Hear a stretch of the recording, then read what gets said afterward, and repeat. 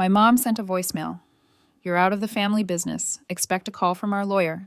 I didn't argue, just replied, "Understood." Then I quietly sold my 40% share. And 48 hours later, 72 missed calls, my brother begging me to undo it. Thank you for being here with me today. I hope you're having a wonderful day, wherever you are. I'd love it if you could share in the comments which city or country you're watching from, and what time it is there now. Let's begin our story together. The notification popped up on my phone screen, a little red number above the voicemail icon. It was Mom. A wave of familiar tension washed over me, the kind that always seemed to accompany her calls, even now that I lived 2 states away and had built a life she barely seemed to acknowledge. I took a deep breath, telling myself it was probably just about the holidays, or maybe her asking me to look over some business papers again. I pressed play. Her voice, usually warm and bright, was clipped, formal, devoid of any preamble. "Owen," she began, and the lack of honey or dear was the first jolt. "Your father and I, and your brother, have made a decision regarding the family business. We've decided to restructure. Effective immediately, you're out of the family business. We've decided to buy out your share. Expect a call from our lawyer." The message ended. The silence that followed was absolute, deafening in my quiet apartment. My hand trembled so hard, the phone almost slipped through my fingers. A cold knot formed in my stomach, spreading like ice through my chest. My chest tightened as if someone had wrapped barbed wire around my lungs. I stared at the wall. The carefully chosen paint color suddenly felt distant and meaningless. Out of the family business. The business I had bled for, sacrificed for, kept afloat more times than I could count. It wasn't just about the money, though my 40% stake was significant. It was about everything that stake represented. It was my history, my connection, the last fragile thread binding me to a family that often felt more like a distant, demanding corporation than a source of love and support. My grandfather had started the business, a small manufacturing company built on sweat and a handshake. When he passed, he'd split it, giving Dad 40%, Mom 20%, and me 40%.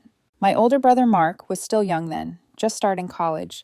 Grandpa said my share was meant to be my foundation, my stake in the family's future, provided I was willing to work for it. I was. I plunged into it right after high school, learning the books, the operations, everything. While Mark went off to get a business degree he rarely seemed to use on the actual business side of things. Dad wasn't interested in the day-to-day. Mom took over the face of the company, handling clients and marketing, while Mark eventually slid into operations, charming everyone, but rarely getting his hands dirty with details like inventory or, God forbid, payroll. That fell to me. "Oh," Mom would always say, "Owen handles the numbers. Bless her heart, she doesn't understand the real business," with a fond, dismissive wave of her hand. Mark would chuckle and add, "Yeah, Owen is our resident bean counter, keeps the lights on." And I did. I kept the lights on when the market dipped and Mom and Mark had overspent on some flashy, unnecessary upgrade. It was my 40% stake that became the company's emergency fund. I delayed buying my first car, funneling the money into urgent supplier payments. I put off paying down my college loans, sending what I saved for a down payment on a house to cover payroll during slow months. I cashed out investments I'd made with money from odd jobs as a kid, just to make sure the company didn't default on a loan. My 40% share felt less like an asset and more like a permanent open vein for the business to draw from whenever it needed a transfusion. It felt like a chain wrapped around my future, pulling me back whenever I tried to move forward. I tolerated it because, deep down, I craved their approval. I wanted them to see me, not just as the girl who fixed the budget crisis, but as a vital, respected part of the family and the business. I poured money and hope into it, believing that one day they would see me, not just as a piggy bank, but as a daughter, a sister, a partner. This was my blind spot, believing that blood ties meant unconditional loyalty and fairness, that my efforts had to count for something in their eyes eventually. Every dollar I sent was a silent plea. Do you see me? Do you value me? Looking back, the signs were always there. Being left out of key strategy meetings that Mark, despite his lack of financial understanding, attended. Decisions made that directly impacted the company's finances, only for me to find out when the accounts didn't balance. Mom's casual dismissal of my suggestions, always with that condescending kindness. Mark always talking over me when business was discussed during family gatherings. Physically excluding me from huddles with Dad or Mom. It wasn't just about the money. It was about being systematically cropped out of the picture, like a forgotten face in an old photo album. The trust was eroding slowly, painfully, but I clung to the hope of belonging. Now, the voicemail. You're out. The hope shattered. The ache for acceptance twisted into a cold, hard lump in my throat. It wasn't just painful. It felt like the ultimate betrayal of every sacrifice I had made. I didn't reply to the voicemail immediately. Couldn't. I just sat there, the sounds of my quiet apartment, the hum of the refrigerator, the ticking of the clock, amplifying the silence left by her words. It wasn't until the next day that I started to process it. The initial shock gave way to a confused hurt. Why now? What had I done? Then, 3 weeks later, the answer, delivered via the most impersonal method imaginable. I was scrolling through Facebook, seeing the usual mix of vacation photos and baby pictures, when I saw a post on a local business group's page. It was a photo, Mom and Mark, beaming, shaking hands with a man I didn't recognize. The caption announced a major new partnership for our family business, one that would propel us into a new era of growth. It felt like watching my own funeral announcement scroll by, between someone's beach selfie and a toddler in a Halloween costume. They had signed a major deal, bringing in a new partner, one that would undoubtedly impact the structure, finances, and future of the business in which I owned a significant stake. And I found out about it on social media. The betrayal wasn't just the voicemail. It was the utter disregard. The public humiliation of being treated as so irrelevant that they didn't even bother to inform me directly. I called Mom. She was dismissive. Oh, that. Yes. We meant to tell you. It all happened so fast. Fast? Mom, this is a major partnership. My percentage is affected by this. Why wasn't I involved? Why wasn't I even informed? Owen, she sighed. We didn't think you needed to be involved. You're not here every day. It was complicated business stuff. We handled it. The condescending kindness was back, but now it felt like a razor blade. Then Mark chimed in, his voice casual, arrogant. Yeah, sis, you're just the money girl. Let us handle the real decisions. You wouldn't get it anyway. The words landed like physical blows. Just the money girl. The phrase that had always wrinkled in passing now felt like the summation of their view of me. All my sacrifices, all my years of keeping them afloat, reduced to a simplistic, insulting label. The initial hurt twisted into a cold, hard anger. The blind spot, the hope for acceptance, didn't just evaporate. It was violently ripped away. I saw them clearly now. Not absent-minded or unintentionally hurtful, but deliberately excluding and disrespecting me for their own gain and convenience. After that conversation, I went quiet. They probably expected me to argue, to beg, to try and claw my way back in. That was the old Owen, the one desperate for their approval. But that Owen was gone. The voicemail, the Facebook discovery, and their dismissive explanation had fundamentally changed something inside me. I was done bleeding for people who didn't see me as a partner, a sister, a daughter, but merely a resource to be tapped and discarded. They wanted me out? Fine. I wouldn't fight their fight, the emotional, messy one I always lost. I would fight mine, on my terms, using the very thing they thought defined me, the numbers, the business logic, the understanding of finances they lacked. The strategic shift began immediately. I didn't yell, didn't send angry texts. I picked up the phone and called a lawyer, a sharp business attorney I'd met through a contact years ago. I laid out the situation, my 40% ownership, my history of financial support, the new undisclosed partnership deal, the voicemail kicking me out, the threat of their lawyer. I also mentioned, almost as an afterthought, the extensive financial records I had kept over the years. Every transfer, every payment I'd covered, every informal loan. My lawyer's interest peaked at the mention of the records. That's key, Owen, he said. Documentation changes everything. Over the next few days, I became a machine. I dug through old emails, bank statements, physical files I still had. I organized everything, creating a clear, undeniable timeline of my financial contributions and their reliance on me. I also started looking through the limited business reports I had been privy to, cross-referencing them with public filings, trying to understand the financial health of the business before this new deal. As I did, I started noticing discrepancies, small things that didn't add up, hints of financial strain that went beyond market dips. It wasn't just mismanagement. It felt like something was being actively hidden, or had been, for a while. This deepened the setup for the later twists. The feeling that their rush to get me out and bring in a new partner wasn't just about cutting me off, but about covering something up, perhaps tied to past issues I'd unknowingly helped fix. With my documentation prepared and reviewed by my lawyer, the path forward became clear. They wanted to buy me out, fine. But they wouldn't dictate the price, and they wouldn't control the narrative. My lawyer explained that forcing a buyout required specific legal processes, but selling my share to a third party was often simpler, especially if the operating agreement didn't explicitly forbid it. My lawyer had connections in the business world, including investors who specialized in acquiring stakes in privately held companies, sometimes those with complex family dynamics or undisclosed issues. We found an interested party, a private equity group. They were shrewd, focused purely on the numbers and the potential. I presented my case, backed by my meticulously organized financial records. I didn't badmouth my family, but I laid out the facts. My 40% ownership, my history of being the de facto financier, the new partnership deal I wasn't informed about, and my family's subsequent attempt to unilaterally remove me and buy me out below market value.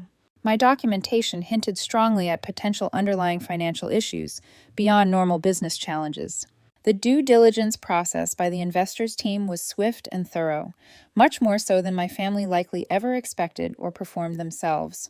They looked at the official books, but also cross-referenced them with my independent records of money coming in and out to cover their shortfalls. My meticulous notes on specific past financial crises I had averted suddenly took on new significance. Then came the day of the sale. Sitting in the lawyer's sterile conference room, signing the papers felt surreal. There was no shouting, no grand declaration, just the scratching of my pen on paper, a sound barely audible but shattering everything that had come before. I sold my 40% stake. The feeling wasn't triumph, not yet. It was a heavy mix of sadness, for the lost dream of a real family business, fear of the unknown reaction, and a grim satisfaction that I had taken control. I had accepted their premise, but dictated the execution. My final act in the business was quiet, deliberate, and irreversible. After the papers were signed and the funds were securely in an escrow account managed by my lawyer, I sent a simple, short email reply to my mom's original voicemail notification. Just one word, understood. It was the quietest message, carrying the loudest possible meaning. Then I waited. The next 48 hours were a tense, agonizing silence. I knew the investors' team would be making their presence known, contacting Mom and Mark to inform them of the change in ownership and to begin their deep dive into the company's financials as the new 40% owner. I tried to go about my life, but I was constantly checking my phone, every notification sending a jolt of anxiety through me. The storm hit on the morning of the second day. My phone started ringing nonstop. Mom, the business line. Missed calls piled up. 10, 25, 50. 72. The screen was a constant flash of notifications. Text messages came flooding in, initially confused, quickly turning to frantic, then accusatory, and finally, desperate. I finally answered a call from Mark. His voice, usually thick with self-importance, was thin, ragged with panic. "Owen, what did you do? You have to fix this. Please, just undo it." "Undo what, Mark?" My voice was calm, almost unnaturally so. The sale! This investor, they've frozen everything. They're asking for all the books, going over everything. They said they found problems. The revelation hit me, sharp and clear. The investor's standard due diligence, fueled by the hints in my documentation and their own expertise, had immediately uncovered the extent of the financial mismanagement I had suspected. It wasn't just poor handling. It was significant enough for a new owner to halt operations and demand a full accounting. My strategic exit, combined with their own hidden practices, had exposed everything. The moment of justice, or at least reckoning, had begun. My quiet sale wasn't just me leaving. It was me pulling the pin on a grenade they didn't know I was holding, loaded with evidence they helped me pack over the years. "Problems," I repeated, letting his panic hang in the air. "That's their right, Mark. They own 40% now, just like I used to." But Mom said you were out. She sent the voicemail. We were going to buy you out." "You said I was out. You said you didn't need me involved. You said I was just the money girl and you handle the real decisions," I said, using their exact words. Each phrase a deliberate, quiet strike. "I took you at your word. I'm out. You handle the real decisions now. Looks like the new partner is handling them too." His pleading turned to sputtering anger, but I didn't listen. I hung up the phone. The calls didn't stop immediately, but my responses became shorter, colder, handled mostly through my lawyer. Mom and Mark were in full damage control mode, initially trying to blame the investor, then trying to blame me, then descending into guilt trips. Their desperation was palpable, a stark contrast to their earlier arrogance. They faced severe consequences. The investor was now essentially in control. With their stake and the evidence of mismanagement, legal battles were looming, and the business was in jeopardy, potentially facing bankruptcy or a forced sale under new terms. As the legal and financial fallout unfolded, the deeper truth behind the mismanagement started to surface. It wasn't just recent mistakes. My meticulously kept records, combined with the investor's professional audit, revealed a pattern of questionable financial decisions and hidden debts going back years, predating the new partner deal, but exacerbated by it. It turned out a significant past financial hole, which I had unknowingly helped patch over with my own money years ago, was deeper than I knew. And Mom and Mark had been struggling to keep it hidden, desperately seeking a new partner to inject cash without revealing the full picture. The new partner was likely promised a cleaner financial slate than existed, and the investor's discovery blew that up. It wasn't just a failure to manage, it was a long-term deception, partially obscured by my consistent financial bailouts.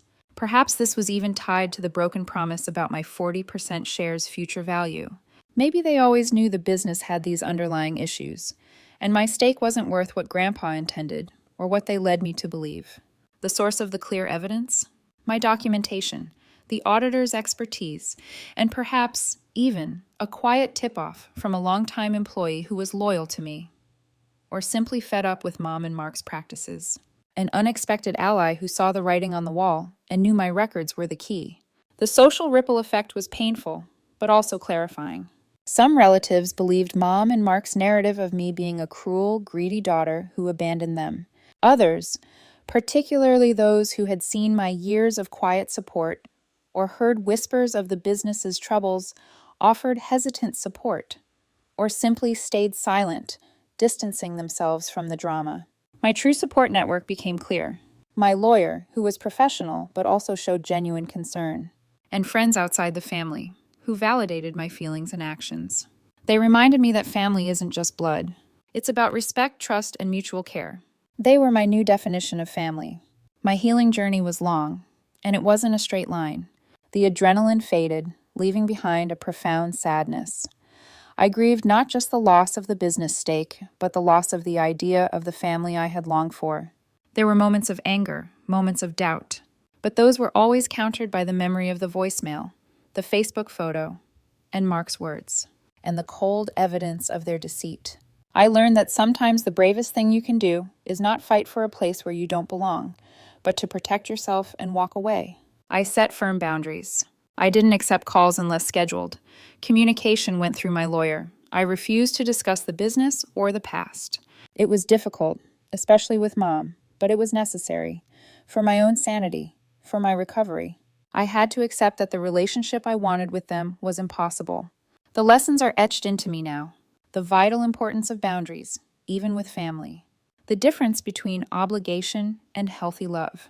The power of self-respect and walking away from toxic situations. The strength found in truth and owning your story.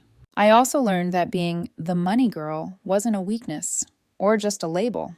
It was a skill, a strength, a shield, and ultimately, it gave me the power to protect myself and expose the truth.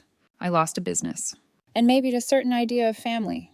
The scars remain, reminders of the cost. My relationship with Mom and Mark is fractured, possibly beyond repair, at least in any conventional sense. But I gained my freedom, my self-respect, and a clearer vision of who I am and who my true family is. The people who value me, not just what I can do for them. The weight I hadn't even realized I was carrying for decades suddenly lifted, leaving an ache, but also an incredible lightness. Signing those papers wasn't just ending a business connection. It was signing my own Declaration of Independence. It wasn't the ending I ever imagined for my family's story, but it was the beginning of mine. It was painful. It was messy. But looking back, standing here on my own ground, firm beneath my feet for the first time, I know I made the only choice I could. Sometimes, the hardest boundaries you set are with the people you love the most. And sometimes it's those very boundaries that save you. What would you have done?